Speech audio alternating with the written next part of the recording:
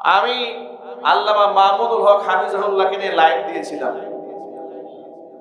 ওরা আমার নামে থানায় অভিযোগ করেছে যে এই লোক হচ্ছে, এই মাদানী হুজুর হচ্ছে মামুনুল হকের পাপের সাক্ষী।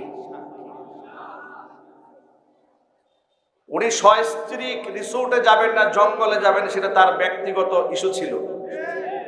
এটা নিয়ে তোমরা তামাশা করেছিলে। তোমরা যে সেঞ্চুরি করেছো সেই ইতিহাস কিন্তু আমরা ভুলে যাইনি। জাহাঙ্গীরনগর বিশ্ববিদ্যালয়ে তোমরা সেঞ্চুরি করে মিষ্টি বিতরণ করেছিলে, ইতিহাস আমাদের জানা আছে। সুতরাং আমাদেরকে নিয়ে আর নাড়াচাড়া, তোমাদের দিন তো শেষ হয়ে গেছে অলরেডি। কিন্তু এখনো দেখি নেতা কর্মীরা দেশ বিদেশ ঘুরে বেড়ায় চোরের মতো, আর পাতি নেতারা ফরিংয়ের মতো লাভ করে। ফেসবুকে এদের আস্ফালন দেখলে মনে হয় এদের কোনো গার্জিয়ান নেই, এদের দিমাগ নষ্ট হয়ে গেছে। এদেরকে বলবো মাসুদ ভালো হয়ে যাও।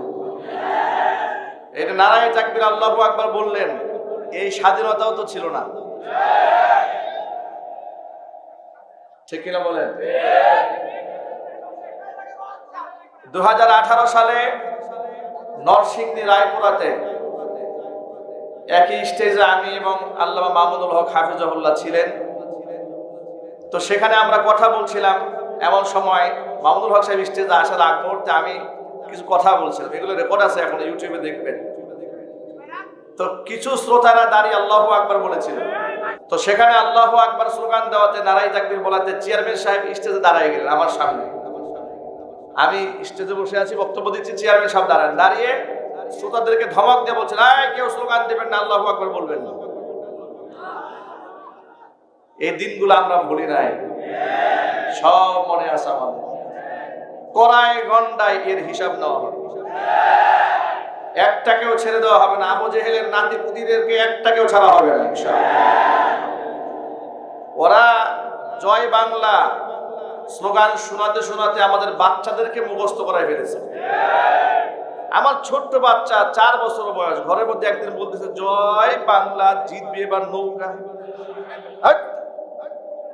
কোত্থেকে শিখেছে যেটা? কয় বাবা এই যে সব সময় মাইকে গুলো বাজে সামনে দিয়ে, শিশু বাচ্চা তো মুখস্থ করে ফেলেছে। তোমরা জয় বাংলা শোনাতে শোনাতে আমাদের বাচ্চাদেরকে মুখস্থ করিয়ে ফেলেছিলে।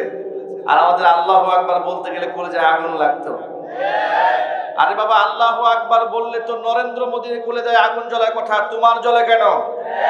এর দ্বারা প্রমাণ হয় নরেন্দ্র মোদী শুধুমাত্র ইসলামের ক্ষতি একা করে নাই, তোমরা নরেন্দ্র মোদীর নাতিপুতিরাও ইসলামের 12টা বাজিয়ে ছেড়েছিলে। নরেন্দ্র মোদী এবং ওদের নাতিপুতিদের দিন শেষ।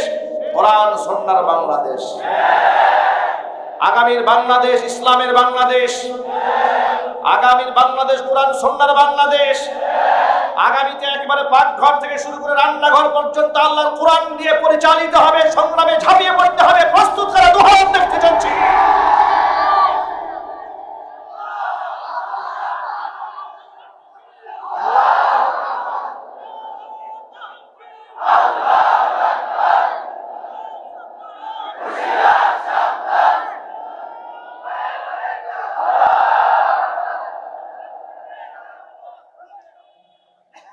আমি আল্লামা মামুনুল হক হাফিজাহুল্লাহকে নিয়ে লাইভ দিয়েছিলাম।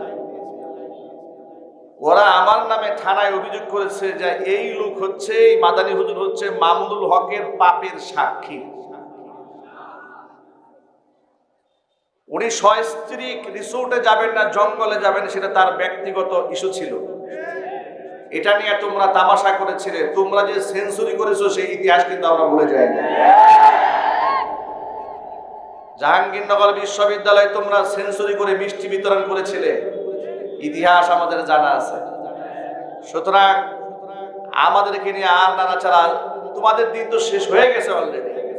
কিন্তু এখনো দেখি নেতা কর্মীরা দেশ বিদেশ ঘুরে বেড়ায় চোরের মতো, আর পাতি নেতারা ফরিংয়ের মতো লাভ করে। ফেসবুকে এদের আস্ফালন দেখলে মনে হয় এদের কোনো গার্জিয়ান নেই, এদের দিমাগ নষ্ট হয়ে গেছে। এদেরকে বলবো মাসুদ ভালো হয়ে যাও। কথা বলে না ভাই? এদের কি বলবো? মাসুদ ভালো হয়ে যাও। কি ভালো হওয়ার দরকার আছে না নাই? ভালো না হলে ভালো বানাবার ব্যবস্থা আছে না? ইনশাআল্লাহ বলেন। আল্লাহ কবুল করেন।